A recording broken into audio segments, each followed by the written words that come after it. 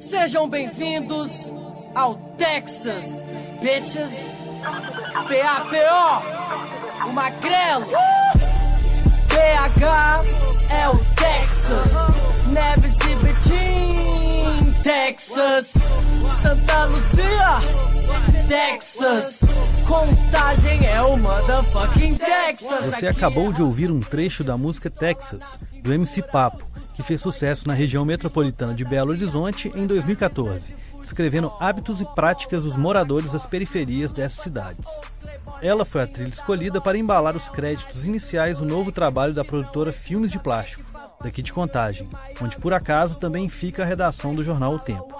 Ao som do rap do MC belga radicado em Minas, que por sinal faz uma pequena ponta na obra como ator, vemos cenas e rostos do bairro Jardim Laguna, também em Contagem, e cenário em que o filme foi rodado.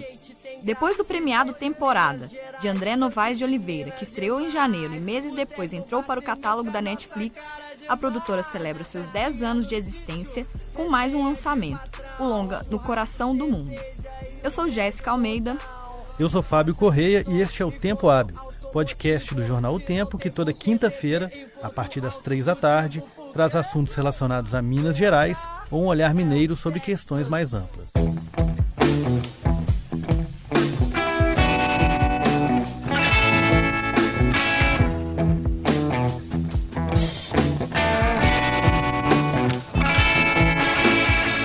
No Coração do Mundo traz de volta personagens que já haviam aparecido em curtas-metragens da produtora Filmes de Plástico. Contagem, de 2010, e Dona Sônia pediu uma arma para seu vizinho Alcides, de 2011. Marcos e Ana, apresentados no primeiro e interpretados por Kelly Crifer e Léo Pirata, retornam agora como fio condutor das várias histórias contadas pelo longa. A parceria da Filmes de Plástico com a atriz Grace Passou, conhecida do público em Temporada, na verdade foi iniciada nessa produção, que foi rodada primeiro. Ela interpreta Selma e, junto dos outros dois, forma o trio que encabeça a grande trama do longa. O filme do Laguna, como foi apelidado pelos moradores do bairro, estreia nesta quinta e o episódio da semana do Tempo Hábil traz uma conversa com seus diretores, Maurílio Martins e Gabriel Martins. Eu estava lendo que No Coração do Mundo é uma espécie de continuação ou uma continuidade de dois outros curtas que vocês já fizeram, que é Contagem e Dona Sônia pediu uma arma para o seu vizinho Alcides. O roteiro está escrito já tem um tempo, então eu queria começar perguntando o contexto, não só da história que é contada, mas também da relação de vocês com ela, de que vocês estavam querendo falar quando vocês pensaram esse filme. Então, esses dois curtas, né, foram curtas que a gente rodou em 2010, e tanto Contagem quanto Dona Sônia, e foram filmes que foram lançados com uma distância não muito grande uma da outra. O Contagem é um filme que nós dois dirigimos e que ele conta a história de 4 personagens na periferia de Contagem, principalmente focado em um casal, que é o Marcos e a Ana, e sobre uma vontade deles de sair do bairro, né? E a gente criou a história do No Coração do Mundo pensando o que aconteceria antes desse curta, assim. Então a gente voltou com esses 4 personagens, o Marcos, a Ana, a Rose e o Miro, que são 2 casais ali no bairro, né? E a gente expandiu essa história. Paralelamente, tem a história do Dona Sônia, que é uma história de uma senhora que perde um filho assassinado e que aí quer ir atrás de quem cometeu esse assassinato. Então essa história, as duas histórias se juntaram, sempre elas passaram no curta no mesmo lugar, só que tinham perspectivas meio diferentes, um modo até de filmar diferente, mas a gente achou que esse universo era o mesmo, então a gente entrelaçou essa história e virou o No Coração do Mundo, que é uma história desse grupo de personagens, moradores ali do bairro Laguna e Mediações, que estão tentando sonhar assim, com outro caminho para a vida, né? Estão tentando sair da condição que eles estão, alguns com um trabalho que eles não estão muito felizes, assim, outros que estão até satisfeitos com o trabalho, mas têm outros tipos de desejo. Então a gente vai acompanhar esses vários personagens em busca de uma espécie de sonho, assim, né? E para chegar até esse sonho, cada caminho de um vai ser diferente, né? Vai ser tortuoso, assim, né? Eu acho que é uma perspectiva sobre esses personagens que acabam falando sobre um outro tanto, assim. Eu acho que as representações, aí falando especificamente do No Coração do Mundo, é um filme com muitos personagens, né? Um filme que você tem ali o grupo principal, que são 8 por aí, ainda tem mais uma série, acho que 10 ou 12 secundários, são muitos personagens. Então a gente, além disso que o Gabriel fala, dessa junção desses dois curtas, né, desses universos que se comunicaram porque se passavam na mesma rua, na mesma região, tem também essa vontade nossa de falar sobre esses universos além desses personagens. Assim. Então, acho que no Coração do Mundo a gente criou novos personagens, além dos que já existiam nos curtas, né?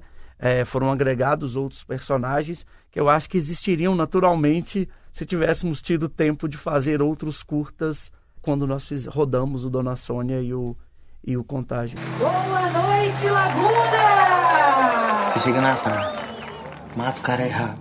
Você falou do lugar, assim, eu tava vendo a entrevista de vocês lá no Festival de Roterdã e vocês dois falavam dessa vontade de filmar no lugar onde vocês cresceram, enfim, daquela realidade.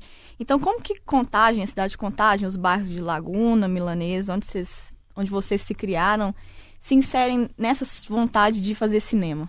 Bom, a primeira questão é que tem a ver com uma vivência mesmo, né? De serem os lugares, ser o lugar onde a paisagem que a gente via toda manhã, quando a gente acordava, né? Acorda. É uma coisa de isso ser muito natural pra gente. Esse lugar, o nosso quintal da nossa casa, os nossos vizinhos, as ruas, são coisas que a gente viu a nossa vida inteira, então a gente conhece elas geograficamente e também esteticamente, né? Então eu acho que teve uma coisa muito natural, desde os primeiros filmes, de estar próximo de casa, assim. Então esse lugar já fazia parte do nosso imaginário, né? Por assim dizer. E cada vez mais a gente entendeu a importância disso como algo afirmativo mesmo, que era importante para as pessoas do bairro também, para além da gente, acho que as pessoas se verem na tela e verem o ônibus que elas pegam, ver a rua delas. Numa tela de cinema, assim, que é uma coisa que sempre foi tão distante da periferia, né? Eu acho que era uma coisa muito importante. E aí, a partir do momento que a gente chega no Coração do Mundo, que no Coração do Mundo a gente também encara como uma espécie de celebração de todos os nossos 10 anos de produtora, assim. Quase todo mundo que já trabalhou com a gente, assim, elenco, em algum outro filme, tá nesse filme. É um filme que engloba mais de uma história que a gente já contou. É um filme que engloba muitas energias e gêneros cinematográficos diferentes, da comédia ao filme de ação. Então, eu acho que trazer isso pro bairro e dar esse pacote maior assim no bairro, porque nos curtas a gente pode explorar muitas coisas, mas são curtas, né? Às vezes até as pessoas não sabem que existe curta, tem uma certa dificuldade. Agora, quando você pega isso num pacote de um filme de mais de 1 hora, você dá tempo de explorar muito mais nuances, né? Muito mais coisas. Então, no Coração do Mundo, ele é uma espécie de celebração nossa e um pouco um presente assim pro bairro também, né? Eu acho que tem uma coisa que vale sempre apontar quando se fala da nossa região, e aí não é nem uma questão de bairrismo, né? No termo de você falar do seu espaço com mais carinho do que o espaço dos outros, mas é porque a nossa região ela tem uma especificidade de migração que eu acho que é um pouco diferente das demais. O Laguna, o Milanês, ali, esse pedaço, ele é completamente vinculado ao Ceasa. E o Ceasa é isso, né? Esse fluxo de pessoas, desde 73, 74, quando o Ceasa começa, é um fluxo imenso de pessoas vindo de todos os lugares de Minas Gerais, especificamente do norte de Minas e Bahia. Então, a gente cresceu ali convivendo com histórias que iam e voltavam, né? Eu mesmo cresci tendo vizinhos, uma troca de vizinhos muito grande, porque eram pessoas que mudavam para ali, ficavam, às vezes o pai ou a mãe trabalhavam no Ceasa, quando era mandado embora, iam embora, aquela casa se renovava. Então, esse fluxo de histórias no bairro, ele é muito grande, e ele tem um volume, uma intensidade, eu acho que maior do que da maioria dos lugares que eu conheço, por conta disso, o Ceasa ser esse gerador imenso de mão de obra. E isso eu acho que provoca coisas, ela está indiretamente no filme, né? A Selma é uma personagem que se deslocou ao bairro e não se explica por quê, como ela foi. A Brenda também é uma personagem que se mudou para o bairro, e eles vão se incorporando nessas relações ali. Obviamente essas histórias vão ocorrendo. E elas ocorrem tanto no filme, diegeticamente, quanto ela ocorre também na nossa criação. Porque a gente coloca essas histórias porque essas histórias um dia passaram por nós e passaram por isso. Então, eu acho que esse fluxo migratório, e agora tem os haitianos, né? Um bairro que, nossa região, tem muitos haitianos, assim. Isso vai continuar. Então, eu acho que isso por si só, esse espaço onde a gente nasceu, cresceu e mora, ele é rico em histórias. E aí eu acho que essas histórias acabam indo muitas delas estão no filme ali, são histórias que aconteceram. A trama que liga o filme é uma história que nós ouvimos. Então tem isso, essas especificidades, além do fator mesmo de querer filmar, isso que o Gabriel falou muito bem, de querer filmar o próprio espaço. Mas tem também uma necessidade, quase uma urgência de repassar essas histórias, de colocar essas histórias na tela. De certa forma, vocês são fruto disso, né? Essa vontade criativa vem desse monte de coisa acontecendo ao seu redor. Claro, porque isso é urgente, né? Então um amigo que fala, essas histórias batem na porta da gente todo dia. É muito comum, por exemplo, a gente ri muito, que quase todo dia tem alguém contando alguma história pra gente, falando assim, nossa, minha história dá um filme. É de verdade que dá um filme. Uhum. E contam, e a gente escuta. O Gabriel teve no lançamento do Temporada em São Paulo, na pré-estreia do Temporada, o Gabriel falou uma coisa que eu concordo plenamente, guardo e vou levar para todas as minhas falas sobre o No Coração do Mundo e sobre o nosso espaço. A gente desenvolveu uma capacidade de ouvir. Mais do que qualquer coisa, a gente desenvolveu uma capacidade de ouvir as pessoas. E esse ouvir as pessoas, nesse espaço, você se transforma, óbvio. Você também não é só um catalisador dessa história que joga ela para frente, mas você se transforma a partir dessas narrativas e automaticamente eu acho que a nossa escrita vai sendo afetada, o nosso trabalho, nossa forma de olhar para essas pessoas, nossa forma de colocar a câmera, de posicionar uma câmera, de colocar esses rostos na tela, eu acho que ela é afetada por essa nossa capacidade de ouvir histórias. Então, eu acho que a definição seria essa. Primeiro a gente ouve com atenção, ouve com cuidado, ouve com carinho, nos transformamos e a partir daí que eu acho que há o nosso trabalho, que há de fato uma escrita. E tem uma coisa interessante também que a gente está falando de uma região, especificamente Laguna, Milanês, Morada Nova, a Cabral ali, é uma região nova, assim, de bairros novos, né? Porque quando esse assunto de... Antes isso aqui tudo era mato, lá literalmente era mesmo, assim. A gente cresceu num bairro que quando os nossos pais mudaram e construíram as casas lá, não tinha um asfalto nas ruas, era um bairro em construção, assim. Então a gente cresceu junto com o bairro crescendo, assim, literalmente. Então viu uma identidade se formar ali, de ter pouquíssimos moradores, assim, né? Quando minha família se mudou para lá, né? Eu era muito, muito pequeno.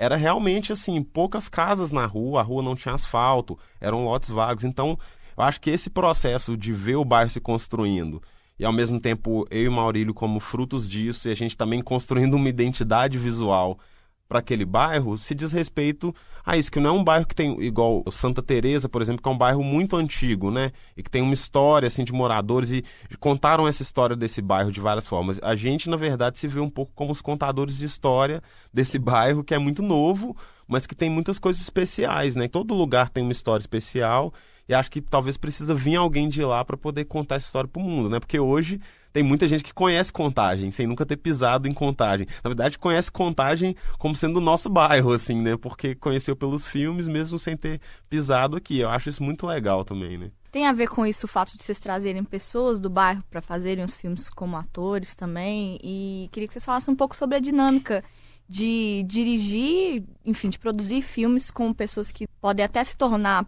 atores profissionais a partir da experiência, mas que não necessariamente o são, e a dinâmica com os atores profissionais em si também. Isso é desde o primeiro filme da produtora, né? Que foi o filme de Sábado, há 10 anos atrás, que o Maurílio atuou no filme, é um filme que eu dirigi, e a gente sempre acreditou nisso como sendo algo possível, interessante, né? Nunca foi algo que a gente questionou como sendo algo menor, ou algo que não poderia ser assim, ou se o filme fosse assim, ele seria mais documentário do que ficção. Nunca teve esse pensamento. Pelo contrário, assim. E, na verdade, como isso se naturalizou desde o primeiro momento, e a gente sempre se interessou em colocar pessoas que eram nossos amigos, assim, pessoas que a gente gostava para atuar, mais do que exigir dessas pessoas terem um registro de ator profissional ou algo do tipo, né? A gente imediatamente construiu um certo grupo de pessoas que, na verdade, assim, hoje se torna até difícil dizer, porque, por exemplo, os pais do André Novaes, que é nosso sócio, que já fizeram vários filmes, a Zezé e o Norberto e o Nato, que é irmão do André, os três, assim, todos viraram atores, assim, eles começaram fazendo papel no Ela Volta na Quinta de si mesmos, mesmo sendo uma história que não era um documental, era uma história ficcional, mas depois vieram a fazer papéis diferentes, assim, e hoje, tipo, são atores com muita experiência, né? Tipo, a dona Zezé, mãe do André que faleceu, ela ficou uma pessoa conhecida assim mesmo no cinema brasileiro, por muita gente. Eu acho isso um grande exemplo de como não ter muito essa divisão específica, divisão no sentido de achar que um é mais importante que o outro, fez com que a gente desse oportunidade para um monte de gente que sempre quis ser ator, ser assim. Eu acho que, inclusive, esse encontro, a gente pode pensar, por exemplo, a Grace Passou, que é uma atriz que tem muito tempo de carreira no teatro, está fazendo muitos filmes hoje. E o Russão, quando eles atuam juntos no Temporada, que foi inclusive uma dupla que nasceu no coração do mundo, assim, são pessoas de histórias muito diferentes, assim, de vivências muito diferentes, mas quando se juntam eles aprendem muito um com o outro, assim. Então acho que essa construção nossa de dar oportunidade para todo mundo e fazer esses universos diferentes se juntarem é da natureza das próprias histórias que a gente conta, né? Porque que são histórias de encontro, que são histórias de aceitação, assim. Então acho que isso tá fora do filme e dentro do filme também, né? Tem um ponto que eu acho que é bem exemplar em resposta à sua pergunta, que é no Temporada, o André, isso aí nem... O Gabriel já citou todas essas pessoas, né, que já são até mais conhecidas e são casos mais notórios de pessoas que se tornaram atores profissionais, né, que ganharam dinheiro com isso. O Renato mesmo, hoje ele se divide entre professor e ator, mas eu acho que com muito mais fruição dentro da atuação, enquanto profissão, enquanto fala do que ele faz. Que no Temporada, o André, ele foi agente de combate a endemias, e ele trabalhou com o Hélio. Então, quando surgiu a vontade dele de fazer o filme e começou a buscar o elenco, ele sempre teve claro que era o Hélio, só que o Hélio era um amigo dele, de 50 anos de idade, naquele momento do filme, quase 50, que nunca tinha feito absolutamente nada, e era uma confiança que o André tinha que o Hélio interpretaria o próprio Hélio. Então ele foi fazer um teste, foi fazer uma conversa com o Hélio deu uma relutada, ficou assim, e o André seguiu insistindo, e o Hélio mesmo falou, cara, mas eu não sou ator, eu sou um cara aí, tipo, enfim, eu sou esse cara que sou seu amigo, eu trabalho na prefeitura, ele hoje trabalha no almoxarifado. E o André insistiu, e o Hélio foi fazer o filme e tal. E quando eu lembro, quando nós fomos ver na estreia, isso eu já tinha visto aquela cena várias vezes, quando eu fui ver na estreia, a cena do Hélio com a Grace, e é uma atuação absurda. E aquilo ali é uma ficção. Ele não está narrando nada que é dele. Não, aquilo é uma ficção, aquilo é um texto que o André escreveu, que ele incorporou, que não é nem decorar, ele incorporou aquele texto e ele deu. A Grace ficou encantada com ele, então quando a Grace foi rodar o Vaga Carne, levou o Hélio, ele aparece no Vaga Carne, e o Gabriel, quando foi rodar o longa, que é o Marte 1, que é o próximo projeto do Gabriel, estava o Hélio lá novamente, num papel com fala. Então, é isso. Hoje eu quero colocar o Hélio no meu próximo filme. Então, essa dinâmica que quase passa por um fator sorte, que você olha para uma pessoa e fala, isso pode dar certo, e tem dado, né? Mas tem também isso de uma vontade nossa, que ela foi natural, ela nunca foi pensada, ela nunca foi panfletária. Nós nunca fizemos isso, olha, isso faz parte do estatuto da produtora. Não, isso nunca existiu. Ela foi muito natural ao longo do tempo e ela tem dado certo. Eu acho que o Hélio, para mim, é um ponto bem forte, além desses todos que o Gabriel cita, por isso. É esse cara que, no momento da vida, se descobre mediante o olhar do outro, enquanto ator, e outras pessoas passam. O Norberto, agora, nessa semana, rodou um curta com a Beatriz Seiné, que estava com o filme esse ano, na quinzena dos realizadores de Cannes, atuando com a Léa Garcia. É isso, assim, é o Norberto aqui, atuando com a Léa Garcia num curta. E que não tem mais nada a ver com a filmes de plástico. A gente sequer sabia, né? Um dia chegou a foto lá do Norberto. E esses caminhos, eles vão. Essas pessoas, eles saíram, não é que eles atuam com a filmes de plástico. Eles atuaram. Hoje eles têm caminho próprio, recebem convites, aceitam, viajam, vão para outros estados filmar. Então eu acho isso fascinante. Não é o caso que eles funcionam porque estão interpretando eles mesmos, mas eles funcionam porque eles têm uma sensibilidade para aquela situação. Sim, total. Que meio que entenderam, assim, na prática, vendo a gente fazer o que era, assim, e fazem muito bem, assim, são naturalmente talentosos, assim, né? Esse negócio que você fala, No coração do mundo? Como é que é isso daí? Coração do mundo.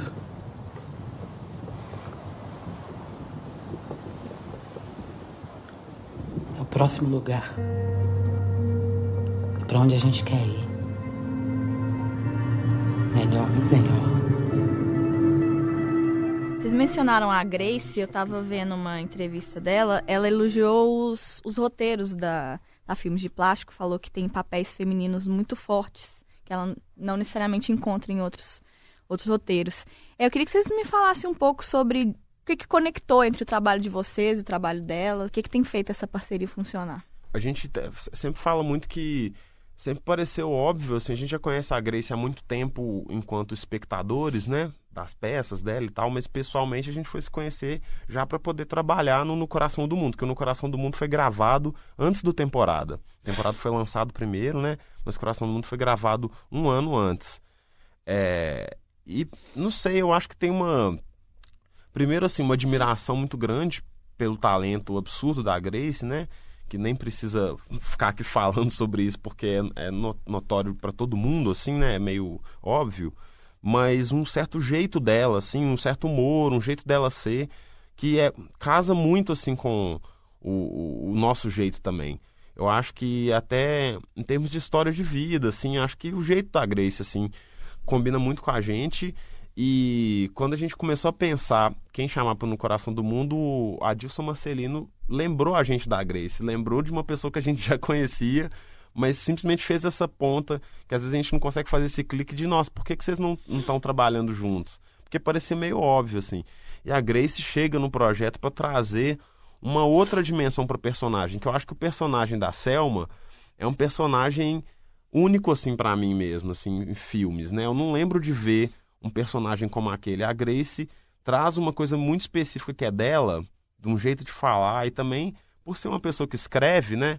Então a Grace, ela tem um jeito muito específico de falar o texto, ela tem um respeito enorme pelo roteiro, e ao mesmo tempo ela é uma pessoa criadora, assim. Então tem coisas no Coração do Mundo que é totalmente fiel ao roteiro, e tem coisas no Coração do Mundo que é uma criação quase que inteira da Grace, né? Que ela conta uma história e a gente aproveita essa história a partir de uma criação, de um entendimento que ela tem do que é o filme e o que está em jogo no filme. Então, na verdade, é uma atriz que é uma parceira, assim, também, criativa, né? É uma pessoa muito inteligente, assim, que traz muito pro projeto, assim. E é isso, né? A gente talvez está diante de uma das grandes atrizes da geração dela, assim, né? De uma pessoa que é uma carreira muito longa no teatro, mas que no cinema é mais recente, mas que está acontecendo de uma forma meio meteórica, né? Que não é nada menos do que o que ela merece, simplesmente, né? E sobre isso dos papéis femininos, e aí eu acho que até pegando um gancho na resposta da pergunta anterior, que você havia perguntado sobre como é lidar com esses atores que já têm uma bagagem maior, atores e atrizes, esse papel especificamente, o papel desse personagem era um homem, quando nós escrevemos a primeira versão do roteiro, lá em 2012, porque era como eu havia escutado a história. E esse hábito que a gente tem, né? Até pela criação, pela forma como a gente é educado cinematograficamente e na literatura, de certos papéis estarem acoplados ao homem, e você faz isso de modo automático, você não reflete muito sobre isso. E aí, quando chegou 2016, no ano de filmar mesmo, mas pro início do ano, e eu e o Gabriel, nós começamos um processo muito intenso, né? A gente se reunia quase todo dia para discutir o projeto. E aí surgiu o desejo de alterar o gênero desse personagem. E aí eu lembro que o Gabriel morava num apartamento lá no Santa Teresa, e foi uma conversa na cozinha dele, assim, que eu falei com o Gabriel, eu falei, cara, quando a gente altera, é muito engraçado, porque quando a gente altera o gênero no roteiro desse personagem especificamente, não altera nada a história. Absolutamente nada, muito pelo contrário. Ganha-se uma força, tem-se uma força, porque você mostra uma outra faceta, você mostra novas possibilidades de ver aquela mesma coisa.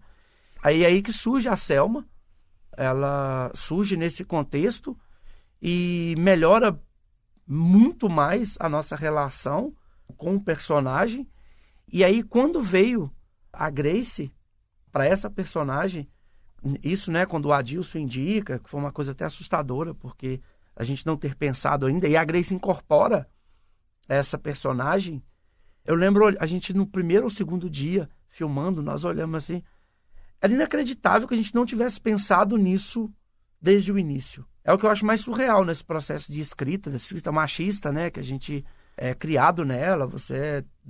Todo livro de aventura, todo livro de ação, quase todos os filmes que você assiste, sempre esse personagem que conduz uma ação, que conduz um filme policial, de assalto, seja lá o que for, quase sempre são personagens masculinos. Quando tem uma mulher, ela é a ajudante, a companheira, a parceira, Bonnie e Clyde, enfim, toda essa coisa.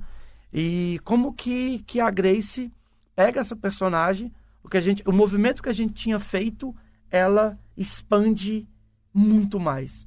Porque ela incorpora isso e joga toda essa experiência dela, de corpo, de fala, e coloca e cria essa personagem que eu acho, concordo plenamente com o Gabriel, acho marcante e, sem nenhuma modéstia, eu não vi assim ainda no cinema nacional o tipo de personagem que é a Selma no Coração do Mundo.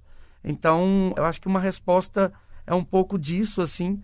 Volto na pergunta, como que a gente lida com essas atrizes. A gente estava lidando com uma das atrizes mais fascinantes da geração dela, colocando ela para ensaiar no mesmo dia, porque quando ela chegou para No Coração do Mundo, nós já vimos rodados 2 dias, tivemos uma folga no 3º dia, justo para a Grace poder passar texto, porque ela estava vindo direto do set do Praça Paris, e dessas coincidências da vida, nesse dia, ela faria a primeira leitura com 3 pessoas, 3 homens, e que nenhum dos 3 tem formação como ator, que era o Léo Pirata, que é um dos protagonistas do filme, o Russão e o Norberto.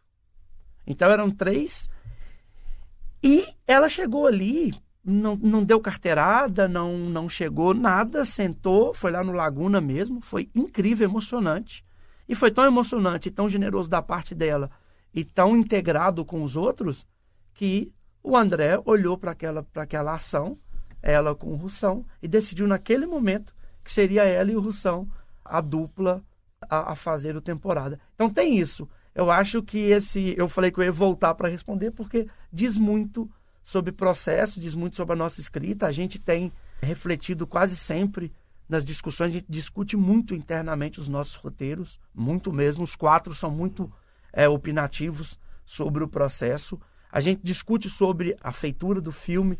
Então, há um questionamento constante sobre o nosso trabalho que parte de nós mesmos, antes que chegue afora, antes que chegue nas telas, ou que chegue, porque a gente envia o roteiro para outras pessoas lerem. A gente discute internamente muito, e há esse respeito ao elenco, seja ele de qual formação venha. Há um respeito muito grande pelo elenco.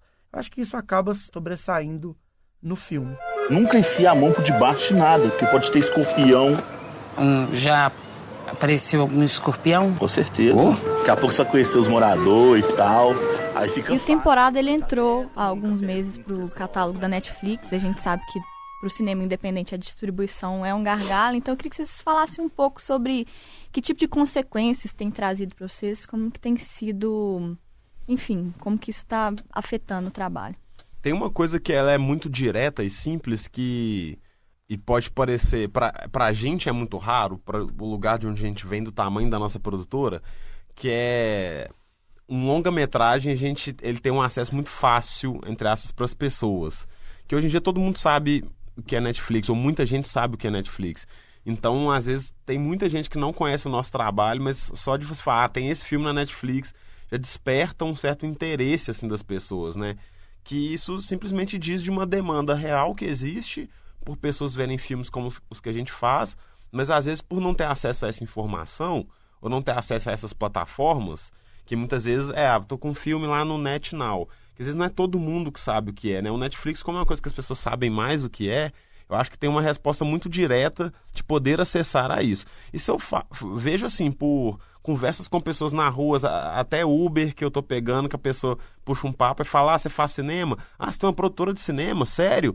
Aí eu falo, tem um filme aí, inclusive temporada pra vocês verem na Netflix, a pessoa, no Netflix, aí já anota o nome do filme. Então acho que tem uma resposta muito forte, assim, de poder, que é até doido, né? Diz um pouco, assim, de como que a gente poderia, talvez, distribuir essa energia que a gente tem por outros lugares, que é de, então porque tá na Netflix é legítimo, né? As pessoas pensam isso. E que é massa, porque é difícil demais ter um filme na Netflix, como você falou, mas ao mesmo tempo é engraçado porque ainda existe uma necessidade grande de uma legitimação, né? Se a gente tivesse o Temporada liberado no YouTube, que é uma plataforma super conhecida, talvez não teria a mesma resposta, né? Que é uma coisa que acho que talvez nos próximos anos a gente, pensando na arte brasileira como um todo, a gente pode tentar mudar um pouco isso mais, né? Porque tem muita gente que acaba não sendo vista porque não consegue chegar em plataformas que são mais hegemônicas. Mas, no nosso caso, a gente sente que aumentou o número de pessoas que agora talvez conhecem a Filmes de Plástico um pouco mais. E a gente depende muito disso para projetos igual No Coração do Mundo. A gente quer cada vez mais que as pessoas vejam os nossos filmes, né? Porque, enfim, a gente está fazendo um cinema na periferia de Contagem. Eu acho que tem muita gente que ainda não sabe disso, assim. Eu acho que cada passinho que a gente dá, ele caminha para um encontro, assim, que, na verdade, é um sonho, né, pra gente. De poder comunicar com a região o máximo possível, que as pessoas vejam o filme, se reconheçam neles, assim. Então, acho que talvez o Netflix é um grande passo nessa longa escada, assim, para poder conseguir comunicar. E teve um caso muito engraçado do André na casa dele, no bairro Amazonas, e aí que ele ouviu o vizinho do prédio, ele começou a ouvir um som familiar, e era um vizinho que acho que nem sabe que o André mora no prédio, vendo Temporada, assim, no bairro Amazonas. Então, assim, esse tipo de coisa, saca, que é muito sensacional, né? E eu acho que diz muito sobre esses alcances das coisas, né? E a Cahiers do Cinema, que é uma das revistas mais influentes de cinefilia, vai fazer um especial sobre cinema brasileiro em setembro. Muito provavelmente as produções da Filmes de Plástico vão ser citadas. E eu queria que vocês falassem um pouco sobre como que vocês veem isso. Vocês participam de festival fora do Brasil. Como que vocês veem esse momento de reconhecimento internacional, sobretudo em contraste com as dificuldades de produzir no Brasil e localmente aqui em Minas Gerais? Esse ano está acontecendo um fenômeno que o Kleber Mendonça até já colocou no Facebook, fez um post no Facebook sobre isso, e que eu não me lembro, talvez o Gabriel me corrija se eu estiver errado, mas eu não lembro que isso tenha acontecido antes, que é ter tido filmes brasileiros na competição principal dos principais festivais até agora do mundo. Então, No Coração do Mundo, na Tiger, né, que é a competição principal de Roterdã, você teve o Bacurau na competição competição oficial de Cannes. Premiado, inclusive. Teve Berlim, né, teve filme na competição principal de Berlim. Vai ter filme agora em Locarno. Então, o Divino Amor passou em Sundance na competição, não lembro. Se foi, então é isso. Você forma... Eu não lembro mesmo de isso ter acontecido antes, de filmes brasileiros, diversos, né? A gente está falando aí de filmes de tudo quanto é lugar, passando nas competições oficiais, nas competições principais dos principais festivais de cinema do mundo. Então isso, para mim, já é um fenômeno, né? Indo contra tudo que está acontecendo agora no país em relação à cultura, isso por si só já é um fenômeno a ser discutido. Então, eu acho que quando a Cahiers do Cinema faz esse tipo de observação, não é à toa. Eles estão muito antenados com isso. Então, acho que quando eles... o recorte, muito provavelmente, pode ter sido esse, a partir dessas seleções nesses festivais. Então, peraí, está acontecendo alguma coisa com o cinema desse país, vamos observar. Não é só um nome, né? Não é só um nome que está em voga, mas são nomes... no plural, e especificamente sobre nós, a Filmes de Plástico, a gente vem fazendo um caminho que ele é paulatino, ele vem sendo construído aos poucos, né, com os curtas, começa com os curtas lá atrás, a gente tem já fizeram até esse levantamento, mas não vou saber de quantos festivais fora do país que nós passamos, quantos prêmios nós levamos, mas a gente vem percorrendo esses caminhos, assim. Tivemos 3 vezes no Festival de Cannes, na quinzena dos realizadores com curtas. Tivemos agora em Locarno, no ano passado com Temporada. Tivemos antes com Ela Volta na Quinta, ele teve uma circulação muito boa. E agora com No Coração do Mundo, Então as coisas vão acontecendo, assim. E querendo ou não, essa fala do Gabriel sobre legitimação, ela é fundamental na arte, né?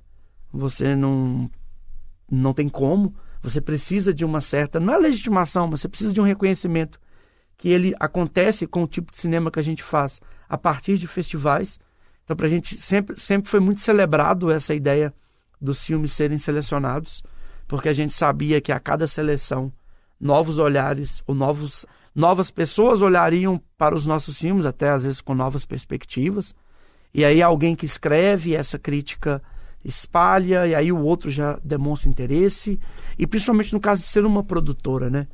De sermos 3 diretores, que tem uma produção muito ativa.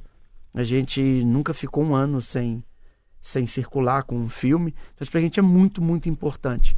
E é importante, mas por outro lado também a gente valoriza do mesmo modo, do mesmo jeito, as pessoas da nossa região que se interessam pelo filme e querem ir lá ver o filme e que emitem uma opinião sincera sobre o filme. Então chegar a esse público também sempre foi uma meta nossa, tanto que o lançamento do No Coração do Mundo ele passa muito por isso. A gente tem feito um lançamento à parte na nossa região para tentar levar as pessoas para ir ver o filme, né?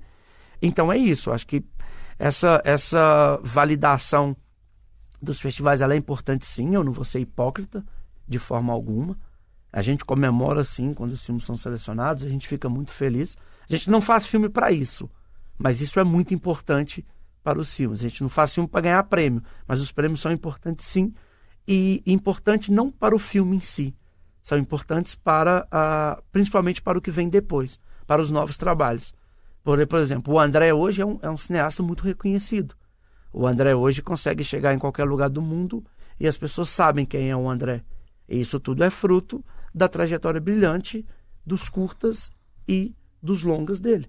E essa trajetória ela é validada nos festivais, nas entrevistas, nas coisas. Então, assim, é um ciclo, não tem como você querer sair dele. Falar, não, eu continuo. Meus filmes sempre serão para mim primeiro, para nós, para a produtora, depois que ele vai para o mundo. Tanto que a gente não aceita, nós nunca aceitamos, nunca tivemos nenhum tipo de interferência externa, nunca.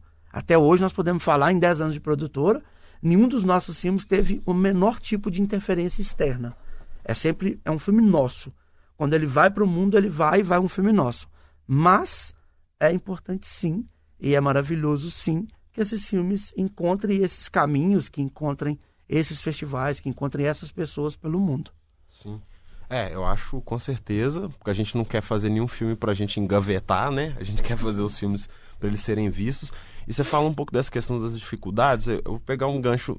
Essa liberdade que o Maurílio falou, nesse sentido de nós 4 somos donos do filme mesmo, e a nossa opinião que vai valer no final, diz muito também dessa possibilidade que é trabalhar no Brasil com cinema a partir de editais públicos e políticas públicas, né?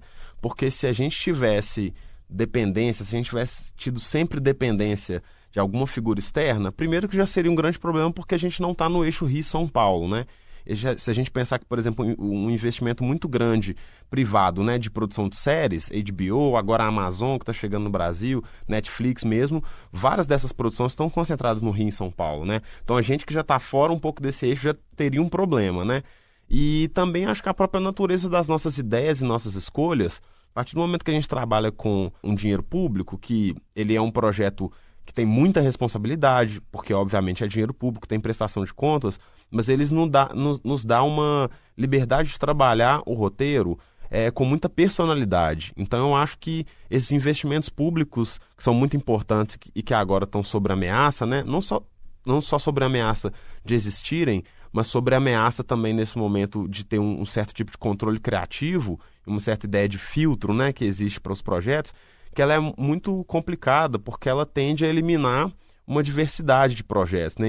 E ele tende a eliminar também que projetos que às vezes uma pessoa, um empresário não vai achar que tem um viés comercial, como talvez várias pessoas poderiam ter pensado dos nossos projetos, né? Eles acabarem não sendo feitos. Então, na verdade, a gente é fruto também desses projetos nossos, principalmente os mais recentes, que foram todos feitos com editais, são projetos que eles ganham muito por serem feitos dessa maneira.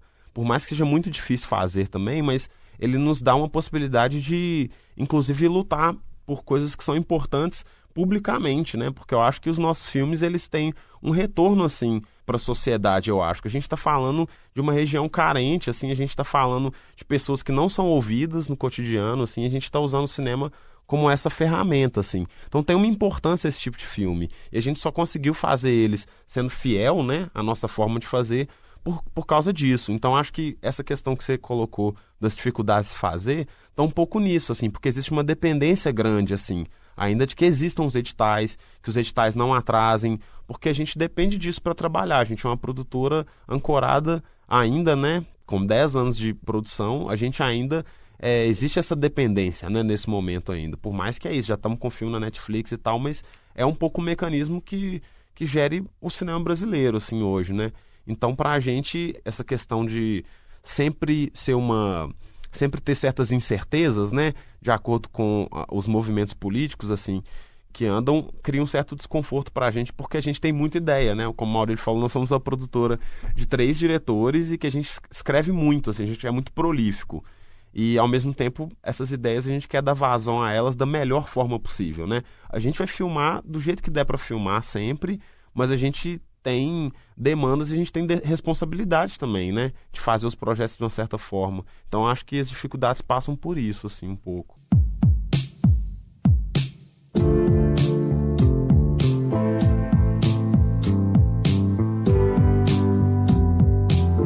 Tem uma questão também que o trabalho de vocês, isso de trazer para as periferias se enxergarem na tela, pode ser um propulsor para outros produtores fazerem isso nas suas próprias regiões, como o Adirley Queiroz, lá de Ceilândia, cidade satélite de Brasília. Então eu queria saber como que vocês veem isso, assim, de instigar outras pessoas a fazerem o mesmo, e como que isso está inserido num processo histórico do Brasil relacionado ao cinema.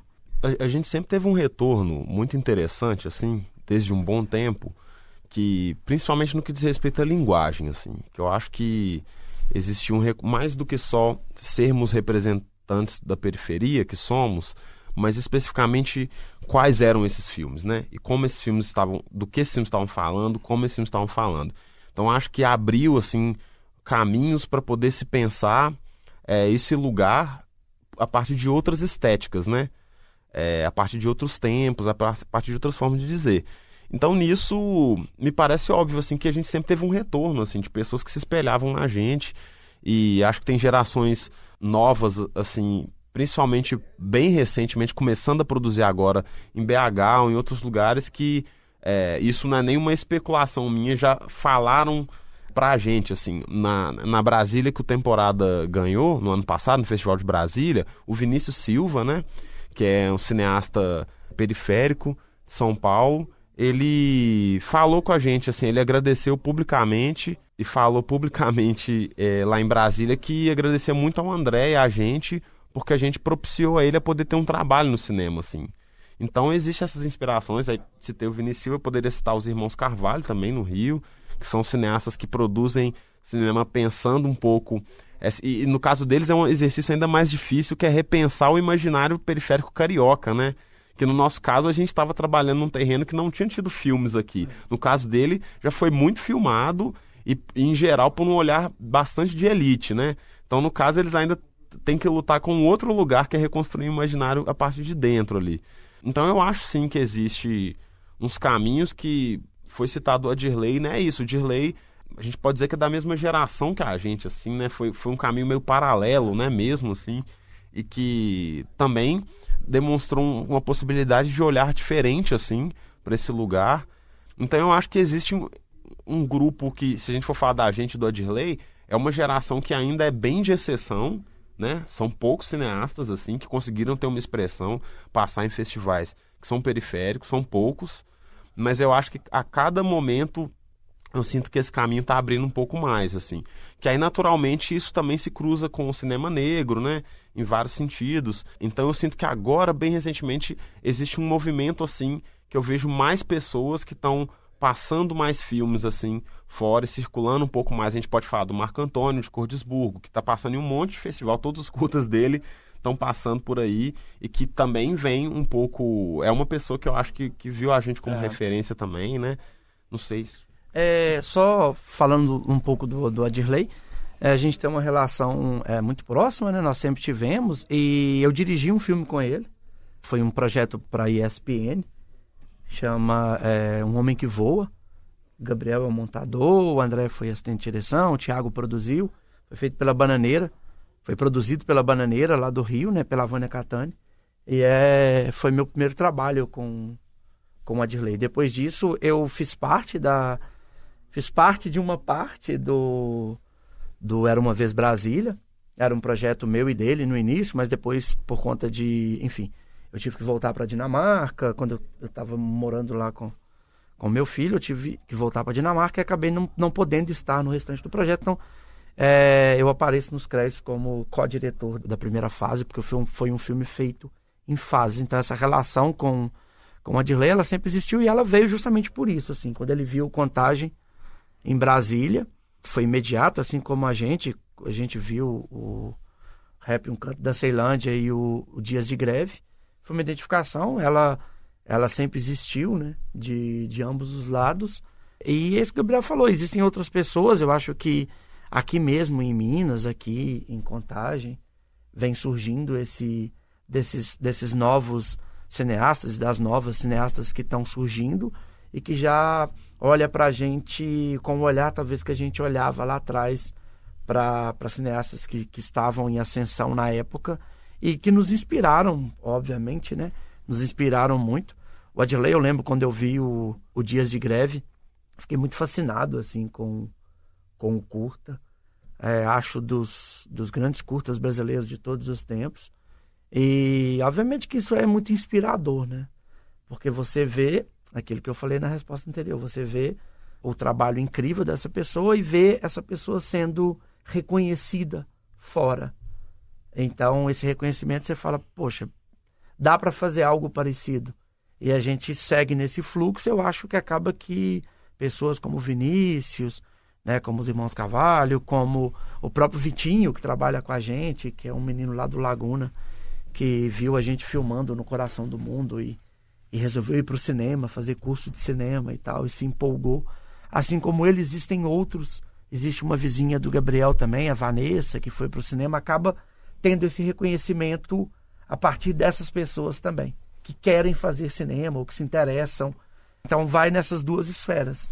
Tem esse pensamento maior, né, de pessoas que já estão com uma certa carreira, que é o caso do Adirley, que é talvez o nosso caso agora, e tem também o caso dessas pessoas que estão surgindo com muita empolgação, com o Lin, né? O próprio Lin, que é uma pessoa também que é muito conectada a nós e vem fazendo um cinema. O Gabriel agora está montando o filme dele. Vem fazendo um cinema também que se parece muito com a gente.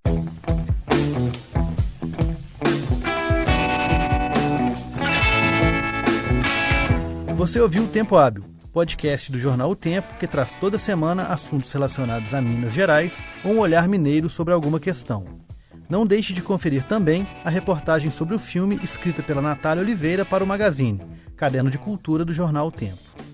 Acesse otempo.com.br/diversão para ler e ver o material multimídia. No Coração do Mundo entra em cartaz nesta quinta-feira no cinema do Shopping Contagem e no Cine Belas Artes, em BH. Eu sou Fábio Correia.